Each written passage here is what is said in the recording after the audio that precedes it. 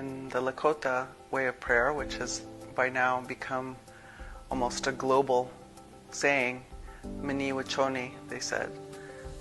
That has a lot of meaning, but a kind of shorthand is to say that water is life. Not only is water life, but water is also alive. So it has consciousness. The water is listening to us.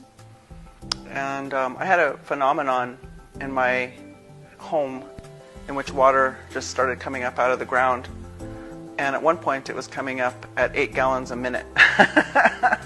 So it was a lot of water. And I began to have this relationship with water like I never had before, because I was very concerned that it would flood my house, right? And so we kept talking, and we kept coming into a dialogue, and eventually I was able to say to her, look, if you need to take my house, it's okay. You can have it, because there's something that you're trying to do. It's gonna make me cry. And there's something that you're trying to say, and there's something that my community needs for you to arrive like this.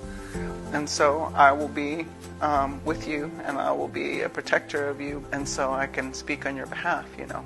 And so this water and I were in this alliance, and I would tell it, you know, you can't flow this way because the neighbors are complaining that you're making things too wet for them, and you can't flow this way because my storage shed is there, so I'd rather you don't go that way. You can't go this way because you're going to go into the street, and if you flow this way, then you're going to come into my house. So I'm not really sure what you can do, but I just ask for your help, you know, because I have to go now, and I'm doing something good. So, you know, anyway, so I leave and I come back, you know, 2 weeks, 3 weeks later, and I found that water split in 2 directions and dropped down into the ground, into the earth. And that was her solution. And so this water began to talk to me about itself. And it said, it asked me to go and find this larger body of water close by where I live, and to go pray in it. And so I stood in this long lake, and I was singing a prayer song with my drum over the water. And then that water started to give me some teaching, and it told me, it's good, daughter, it's good for you to pray into the water. Because when you pray into the water, it actually intensifies your prayer. So literally, you know that water evaporates, and so that water can travel through the clouds.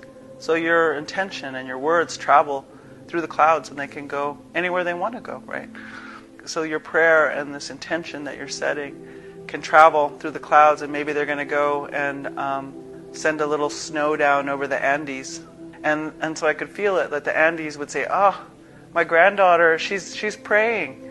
She's praying. She's saying good things, and she's asking for good things, and she's aligning.